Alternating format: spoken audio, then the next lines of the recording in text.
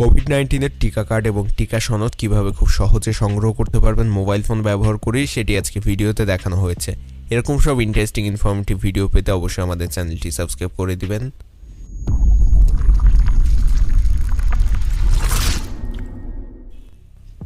COVID-19 এর টিকা card বা টিকা সনদ সংগ্রহ করার জন্য প্রথমে আপনার মোবাইল ফোনের ক্রোম ব্রাউজারটি ওপেন করবেন। এরপর ডান দিকে উপরে 3 ডট আইকন পাবেন। এখানে আমি কম্পিউটার দিয়ে দেখাচ্ছি, আপনার মোবাইলে এরকম একটা 3 ডট পাবেন, সেটার উপর ক্লিক করবেন। তারপর এরকম নিচে এখানে ডেস্কটপ সাইট বলে একটি অপশন পাবেন, ওটার উপর ক্লিক করে দিবেন। তারপর আমি যে কাজটা এখন করব সেম কাজটি আপনার মোবাইল দিয়ে আপনি করতে পারবেন।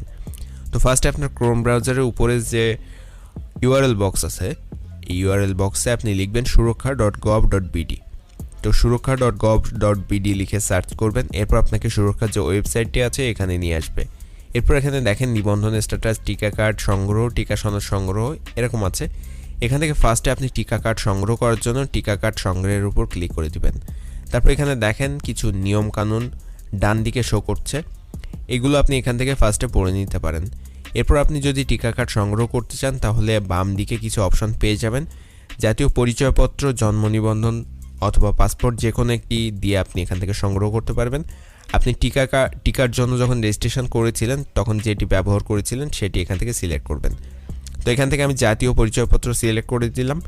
এরপর ডান দিকে দেখেন এখানে কিন্তু জাতীয় পরিচয়পত্র নাম্বার দেখাচ্ছে, এখানে আপনার জাতীয় পরিচয়পত্রের নাম্বারটি দিবেন ফার্স্টে। তারপর ডান দিকে দেখেন জন্ম তারিখ দেখাচ্ছে, জন্ম তারিখটি দিবেন এখানে। এরপর নিচে কিছু যে কোড দেখাচ্ছে, এই কোডটা জাস্ট দেখে বসিয়ে দিবেন। তো ফার্স্টে আমি এখান থেকে জন্ম তারিখটি দিয়ে নিচ্ছি। আপনার আইডি কার্ডের যে জন্ম তারিখ থাকবে সেম জন্ম তারিখটি এখান থেকে দিয়ে নেবেন ফার্স্টে।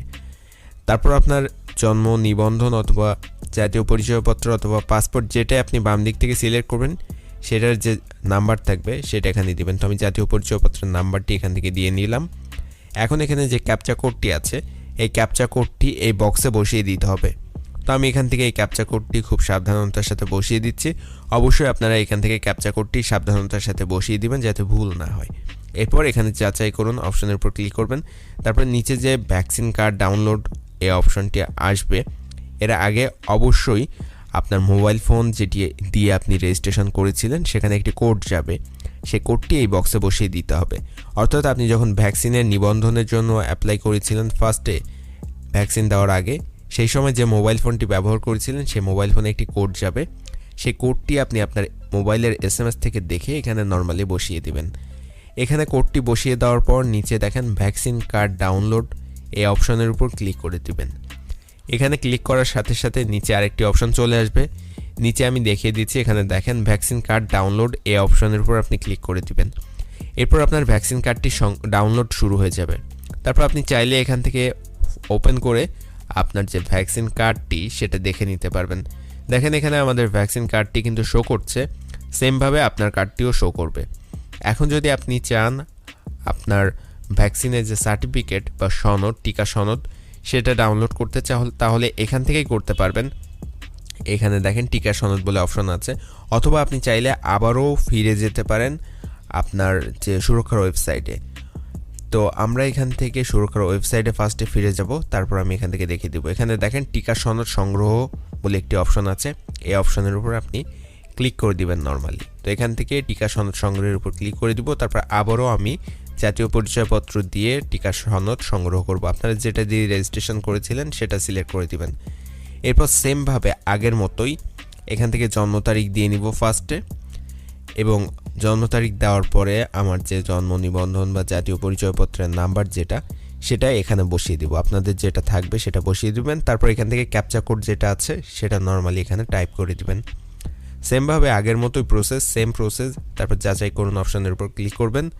যাচাই করুন অপশনের উপর ক্লিক করার পর এখানে আপনার যে মোবাইল ফোনটি দিয়ে রেজিস্ট্রেশন করা ছিল টিকা নেওয়ার আগে, সেই মোবাইল ফোনে একটি কোড যাবে, সেই কোডটি এখানে বসিয়ে দিবেন নর্মালি। এখানে কোডটি বসিয়ে দেওয়ার পর নিচে পাসপোর্ট নাম্বার বলে একটি অপশন দেওয়া হয়েছে, একটি বক্স দেওয়া হয়েছে। আপনার যদি পাসপোর্ট থাকে পাসপোর্ট নাম্বার বসিয়ে দিবেন, না থাকলে দেওয়ার প্রয়োজন নেই। তারপর সাবমিট করুন অপশানে দেওয়ার পর হ্যাঁ যাচাই করুন এই অপশানে ক্লিক করবেন। তারপর নিচে টিকা সনদপত্র ডাউনলোড এই অপশনের উপর ক্লিক করে দিবেন। তাহলে আপনার মোবাইল ফোনে ডাউনলোড শুরু হয়ে যাবে এবং কম্পিউটারে ডাউনলোড শুরু হয়ে যাবে সেম প্রসেস ফলো করে। এবং আমি ওপেন করেছি, দেখেন এখানে কিন্তু আমার টিকা সনদপত্রটি দেখাচ্ছে। এছাড়াও এখানে কিন্তু আরও একটি যে টিকা কার্ড দেওয়া আছে সেটাও দেওয়া হয়েছে নিচে, এখানে দেখেন এই যে টিকা কার্ডটিও দেওয়া হয়েছে। তো এই যে টিকা সনদ এবং টিকা কার্ড ডাউনলোড করা সম্পন্ন হয়েছে। আপনি এভাবে খুব সহজে আপনার মোবাইল ফোন দিয়ে কিন্তু টিকা কার্ড এবং টিকা সনদ সংগ্রহ করতে পারবেন। এছাড়াও আপনি এই ওয়েবসাইটটি ব্যবহার করে টিকা সনদ যাচাই করতে পারবেন। অর্থাৎ কেউ যদি আপনার কাছে একটা টিকা সনদ প্রোভাইড করে সেটা সঠিক কি ভুল সেটা যদি যাচাই করতে চান, এই ওয়েবসাইট ব্যবহার করে আপনি যাচাই করতে পারবেন এই যে টিকা সনদ যাচাই এই অপশন থেকে। তো আমি টিকা সনদ যাচাইয়ের যে প্রসেসটা সেটা অবশ্যই পরবর্তী ভিডিওতে দেখিয়ে দিব।